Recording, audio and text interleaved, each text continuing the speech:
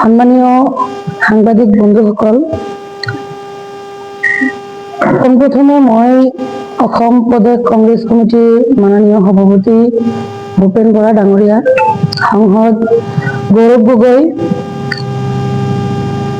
আমাৰ ছয়গাঁও সমষ্টিৰ বিধায়ক মাননীয় ৰেকিবুদ্দিন আহমেদ ডাঙৰীয়া আৰু লগতে আমাৰ মণ্ডল কংগ্ৰেছৰ সভাপতি মহোদয়, আমাৰ গড়মেৰী ব্লক কংগ্ৰেছৰ সভাপতি আৰু বিভিন্ন চেলৰ বিষয়ববীয়াসকল, মই আপোনালোকক আন্তৰিক শুভেচ্ছা জ্ঞাপন কৰিছোঁ। মোৰ নাম আত্মীয়া হক চৌধুৰী। মই ৩ নং গড়মেৰী জিলা পৰিষদৰ সদস্যা হিচাপে মোক মনোনীত কৰিছে। আমাৰ ছয়গাঁও সমষ্টিৰ বিধায়ক মাননীয় ৰেকিবুদ্দিন আহমেদ ডাঙৰীয়াই ৰাইজৰ আশীৰ্বাদ আৰু ভৰসাৰ ওপৰত ভিত্তি কৰি মোক এই টিকেটটো দিছে, যাতে মই ৰাইজৰ সেৱা আগবঢ়াব পাৰোঁ।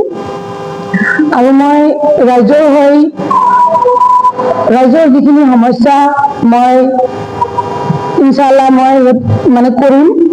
মই ৰাইজৰ দুখীয়া ৰাইজৰ যিখিনি আঁচনি আছে, মই আঁচনিৰ প্ৰতি প্ৰতিজ্ঞাবদ্ধ হৈছোঁ যে মই সিহঁতক দিম। মই ৰাস্তা ঘাট, স্কুল কলেজৰ যিখিনি সমস্যা আমাৰ ভোটাৰ ৰাইজসকলৰ, গড়মেৰী ভোটাৰ ৰাইজসকলৰ আছে, মই আগন্তুক দিনত যাতে মোক ৰাইজে ছাপোৰ্ট কৰে, মোক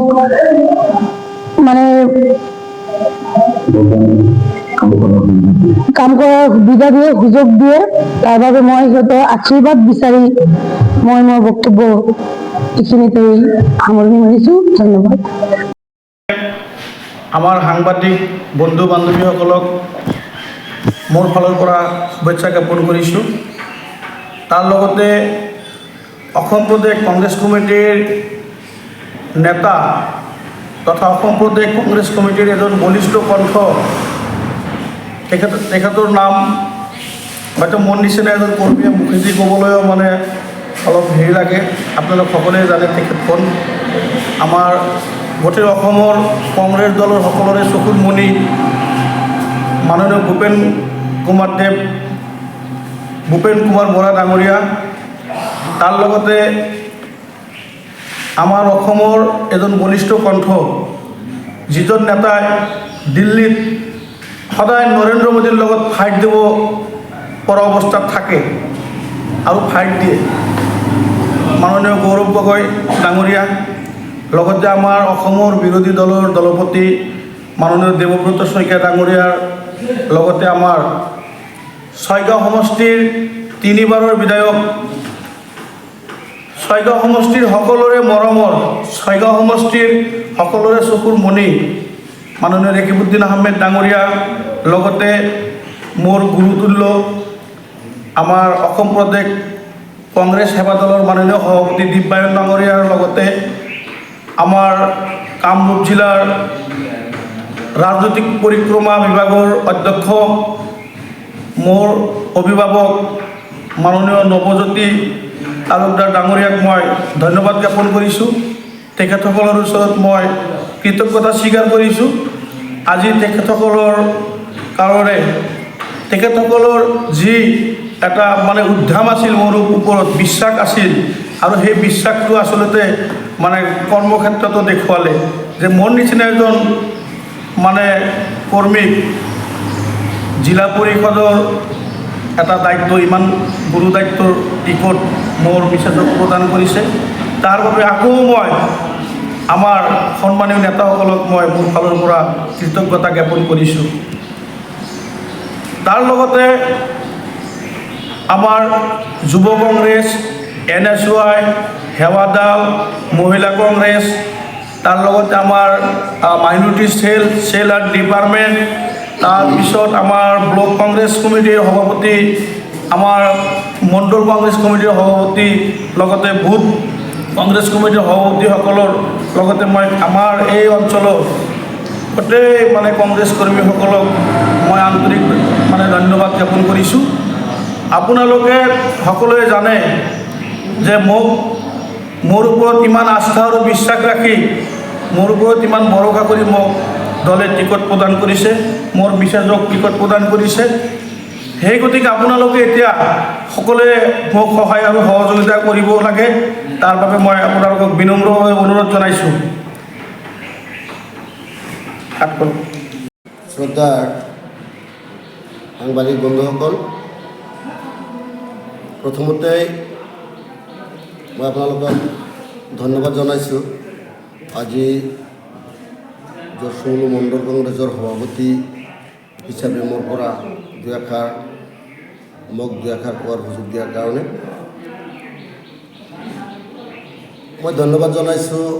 আমাৰ অসম প্ৰদেশ কংগ্ৰেছ কমিটিৰ সন্মানীয় সভাপতিৰ পৰা আৰম্ভ কৰি আমাৰ সন্মানীয় বিধায়ক ৰকিবউদ্দিন আহমেদক লগতে আমাৰ কংগ্ৰেছ দলৰ সকলো বিষয়ববীয়াক। আচলতে পঞ্চায়ত নিৰ্বাচন অনুষ্ঠিত হোৱাৰ পৰাই জিলা পৰিষদৰ সদস্য সদায় টুকুৰাপাৰা গাঁৱৰ নিৰ্বাচিত আছিলে। এইবাৰ আমাৰ আজিৰুল চৰকাৰ তেখেতৰ দলীয় কাম কাজত দীৰ্ঘদিনে সেৱা আগবঢ়াই আহিছে। তো তেওঁৰ ওপৰত সন্তুষ্ট হৈ পেলাই আমাৰ বিধায়ক মহোদয়ৰ নেতৃত্বত অসম প্ৰদেশ কংগ্ৰেছ কমিটি প্ৰমুখ্যে জিলা কংগ্ৰেছৰ বিষয়ববীয়াসকলে চিন্তা চৰ্চা কৰি পেলাই, যিহেতুকে আমাৰ গড়ৈমাৰী জিলা পৰিষদৰ সদস্য পদটো মহিলাৰ কাৰণে সংৰক্ষিত, সেই হিচাপে তেখেতৰ আজিৰ চৰকাৰৰ সহধৰ্মিনী আছমিনা হক চৌধুৰী ডাঙৰীয়ানীক প্ৰাৰ্থিত্ব প্ৰদান কৰিছে। মই জৰচুমুলু মণ্ডল কংগ্ৰেছৰ সভাপতি হিচাপে গড়ৈমাৰী জিলা পৰিষদৰ অন্তৰ্গত সমূহ মণ্ডল সভাপতি, সম্পাদক, মহিলা কংগ্ৰেছ, NSY, সেৱা দল, বিভিন্ন যুৱ কংগ্ৰেছ, বিভিন্ন উইংছ, মাইনৰিটি চেল, যিকেইটা আমাৰ শাখা আছে, প্ৰত্যেকটো শাখাৰ কৰ্মীসকলক অনুৰোধ জনাইছোঁ যে নিৰ্বাচন সমাগত যোৱাকালি 17 তাৰিখ আছিলে, যোৱাকালি আমাৰ প্ৰাৰ্থীজনীক প্ৰাৰ্থীৰ আই কাৰ্ড প্ৰদান কৰিছে জিলা নিৰ্বাচন বিষয়া মহোদয়ে। গতিকে আমি সৰ্বস্তৰৰ ৰাইজ তথা কৰ্মীসকলক আমাৰ জিলা পৰিষদ সদস্য আছমিনা হক চৌধুৰীৰ হৈ এইকেইদিন প্ৰচাৰ কাৰ্য চলাই তেখেতক জয়ী কৰাবলৈ আমাৰ ৰকিবউদ্দিনৰ হাত, আমাৰ বিধায়ক তেখেতৰ হাত মজবুত কৰিবলৈ আৰু আমি আশা ৰাখিছোঁ যে কামৰূপ জিলাৰ ভিতৰত আমাৰ জিলা পৰিষদৰ সদস্যা আছমিনা হক চৌধুৰীক আমি সৰ্বোচ্চ ভোটেৰে জিকাই আনিম বুলি মোৰ দৃঢ় বিশ্বাস আছে। আৰু মোৰ লগত প্ৰত্যেককে সহায় সহযোগ কৰি এই কাৰ্যত এই নিৰ্বাচনত সহযোগ কৰিব বুলি আশা ৰাখি মই মোৰ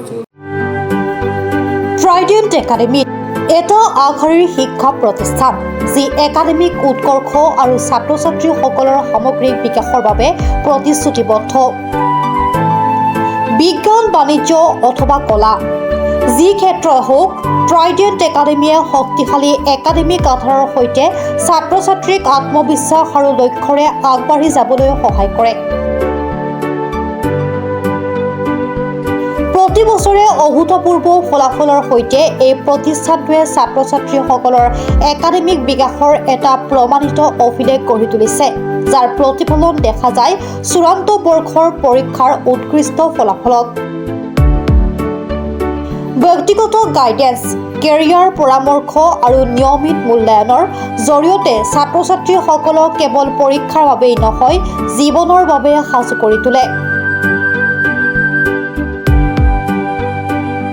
বিজ্ঞান শাখাৰ ছাত্ৰ ছাত্ৰীৰ বাবে আছে JEE আৰু NEETৰ বিশেষ ক্লাছ আৰু এক্সক্লুচিভ ষ্টাডি মেটেৰিয়েল, যাতে তেওঁলোকে প্ৰতিযোগিতামূলক পৰীক্ষাত আগবাঢ়ি থাকিব পাৰে।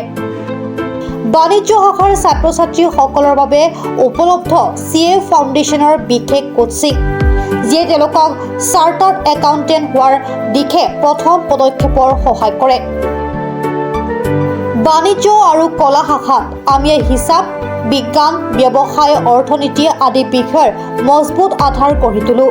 লগতে যোগাযোগ, সৃষ্টিশীলতা আৰু আত্মবিশ্বাসো বিকাশ কৰি তোলোঁ। সমৰ্পিত শিক্ষক, শিক্ষয়িত্ৰী আৰু সদায় শক্তিশালী ফলাফলৰ সৈতে ট্ৰাইডেণ্ট একাডেমী আগলৈকে গঢ়ি চলিছে আগন্তুক সফল ব্যক্তিত্বসকলক। ভৰ্তিৰ বাবে ফোন বা হোৱাটছএপ কৰক 7578011234 অথবা 8812012304। ভৰ্তি চলি আছে, আসন সীমিত।